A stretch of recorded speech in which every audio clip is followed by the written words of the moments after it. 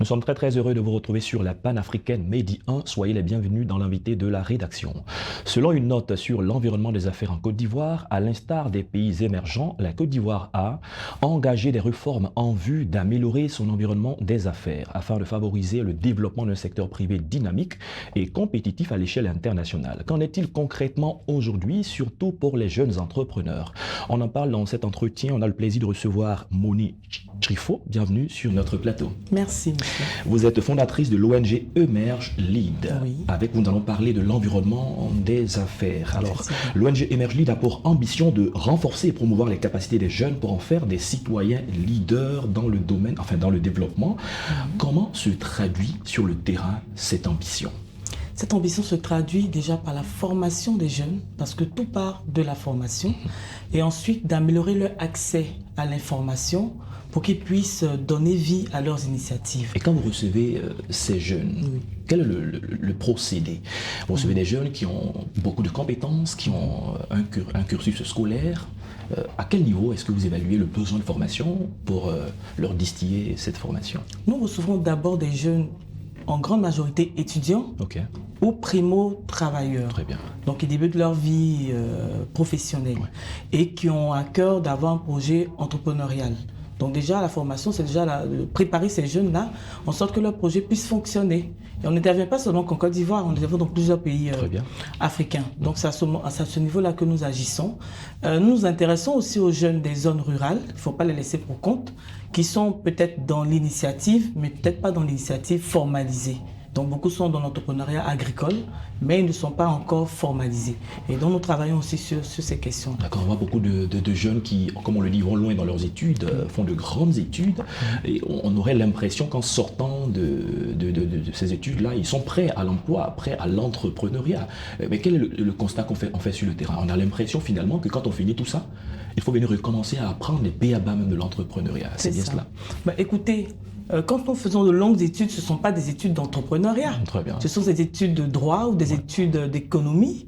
Et donc l'entrepreneuriat, c'est une toute autre réalité pour laquelle il faut se préparer et se former. Et si on n'a pas eu la chance de grandir dans une maison où notre père ou notre oncle était entrepreneur, à quelle école est-ce qu'on va l'apprendre? Donc, après avoir fini ses études, c'est toujours important de renforcer ses capacités aussi en matière d'entrepreneuriat parce que c'est tout un autre métier. Et j'avoue que ceux qui le font, qui font ce parcours, ils réussissent. Mais ceux qui ne le font pas, ils font beaucoup d'échecs avant de pouvoir trouver leur voie. Vous allez remarquer par exemple que les entreprises les plus performantes aujourd'hui, qui engagent beaucoup d'employés, sont des entreprises issues de personnes qui ont eu une bonne expérience professionnelle, donc qui ont fait 10 ans, 15 ans dans une entreprise à des postes de direction, des hauts postes, et qui ensuite ont démissionné pour créer leur entreprise. En général, ces entreprises-là ne se débrouillent pas.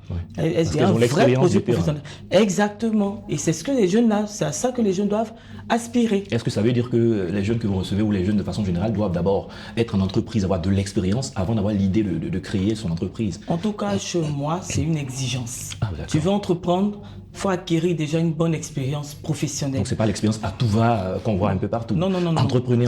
Il faut de l'expérience professionnelle parce que l'entrepreneuriat, ce n'est pas seulement d'avoir un produit, de le concevoir et de le mettre sur le marché. C'est un métier.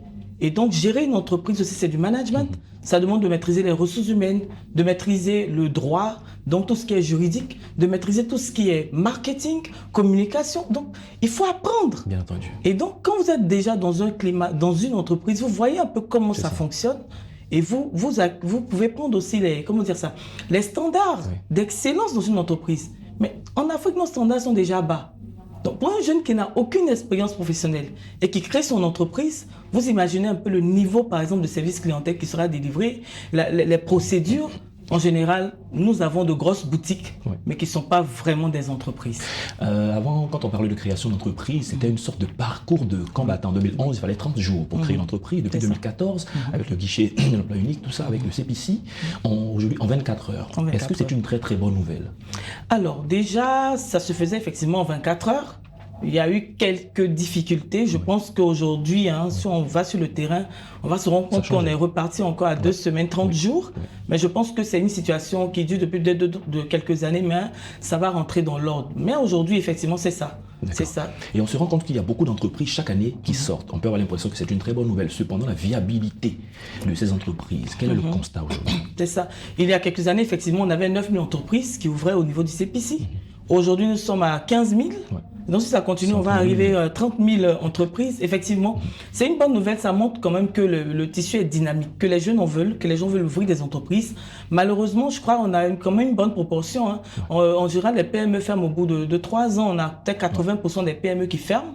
Donc derrière, c'est une bonne nouvelle. Si les entrepreneurs sont accompagnés, s'ils sont formés, c'est une bonne nouvelle. Mais si ce n'est pas fait et que les gens vont à l'entrepreneuriat juste pour avoir des marchés, ou ils vont juste à l'entrepreneuriat par mode, effectivement, c'est une très mauvaise nouvelle parce qu'on aura beaucoup d'entreprises et très peu de résultats. Vous voyez, par exemple, nous savons que les entreprises, les PME constituent 98% du nombre d'entreprises en Côte d'Ivoire, mais elles ne représentent que 23% du PIB. Donc, il faut vraiment qu'on pèse, qu'on commence à peser.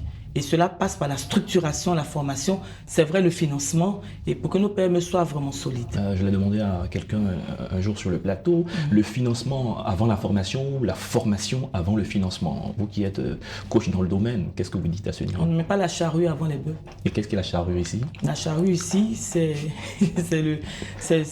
le financement. Okay. Il faut tout faire, il faut être prêt, il faut savoir dans quoi on s'engage. Il faut savoir ce qu'on va gérer. Je vais même plus loin quand je parle de formation. Je parle même de leadership entrepreneurial. Ouais. Il ne s'agit pas de faire une formation seulement d'entrepreneuriat. Il faut faire une formation en leadership pour un profil d'entrepreneur. Je vais entreprendre. Quel est mon profil entrepreneur? Qu'est-ce que ça veut dire de façon simple? De façon, oui. Quelqu'un veut ouvrir une entreprise de menuiserie. C'est ça. Il dit qu'il sait scier du bois, il a quelques compétents, il sort d'une école. Alors quand vous dites leadership entrepreneurial, ça veut dire quoi? Ça dit qu'on va travailler sur sa vision. Pourquoi je veux créer cette entreprise? En quoi c'est lié, par exemple, à mon parcours personnel? Est-ce que j'ai les compétences pour le faire? Quelles sont mes forces, mes faiblesses? Et quelles sont les opportunités, les menaces auxquelles je peux faire face? Donc on fait tout ce bilan-là. La personne sait dans quel dans quel environnement elle va s'engager. Et à partir de là, elle peut sortir un vrai business plan ou un projet entrepreneurial qui tient compte de ses réalités. Elle sait par exemple qu'elle doit renforcer ses capacités. Elle connaît le métier, mais elle ne sait pas comment gérer les hommes. Ouais. Donc elle doit renforcer ses capacités en gestion des hommes. Elle connaît le métier, mais elle ne sait pas comment est-ce qu'on gagne vraiment les clients. Je sais scier du bois, c'est vrai. Ouais. Ça ne veut pas dire que je sais trouver mes clients. Je ne sais pas vendre peut-être. Voilà. Donc, elle sait par exemple qu'elle doit faire une formation en vente. Et donc, le savoir avant de s'engager permet d'avoir un plan. Ce plan, déjà, il faut le financer. Ouais. Se former en leadership ou en vente, ça a un coût. Et donc, ça permet à la personne d'être structurée et de ne pas vraiment tâtonner avant de Est-ce que quand on rentre dans un centre de formation, de leadership de ce genre, est-ce qu'on fait tout ça là-bas avant de sortir ou c'est progressivement en fonction des besoins exprimés par l'entrepreneur qu'il corrige cet art progressivement ou il faut qu'il soit totalement comme un produit fini avant de se lancer? Je pense qu'on ne finit jamais d'apprendre, mais il y a quand même un minimum. On commence déjà par définir la vision, l'endroit où on s'en va. On a un plan qu'on budgétise et qu'on commence à exécuter. Donc en exécutant déjà, on peut commencer à mettre en place son projet entrepreneurial qu'on va corriger au fur et à mesure. Alors qu'en est-il de la passation des marchés, que ce soit les marchés publics et autres? On forme les jeunes, les startups sortent de plus en plus, ont de la volonté de créer des emplois, d'en trouver même à leurs amis, mais parfois il y a les réseaux, il y a les gré à gré qui se passent. Alors comment vous forgez l'esprit des entrepreneurs, de ces jeunes entrepreneurs-là à affronter de telles situations?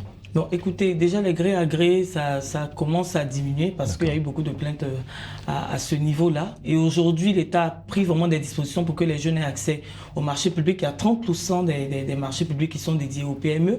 Et donc, c'est une opportunité pour les jeunes. Quand on constate par contre, c'est qu'il faut que les jeunes aillent à l'information. Et en plus de cela, il faut une formation en passation de marché public. Il faut que les jeunes apprennent quelles sont les procédures. Donc, ce sont des éléments dont nous tenons compte pour renforcer les capacités des jeunes en matière de passation de marché public, pour qu'ils sachent comment monter. Quand il y a un dossier d'appel d'offres, comment est-ce qu'on y répond, quand on dit un ABE, qu'est-ce que c'est, quels sont les documents qu'il faut mettre en place et quelles sont les procédures en fait à respecter pour pouvoir obtenir des marchés, dans les marchés publics. Mais c'est un travail de longue haleine. Travail de longue haleine. Merci Moni Chrifo d'être passé sur notre plateau. Avec vous, nous allons parler de l'environnement des affaires en Côte d'Ivoire et de façon générale, pourquoi pas en Afrique. On a eu du plaisir à échanger avec vous. Plaisir partagé. Nous rappelons que vous êtes la fondatrice de l'ONG Emerge Lead. C'est la fin de cette émission. Merci à tous de l'avoir suivi. Bonne suite de nos programmes sur Medi 1.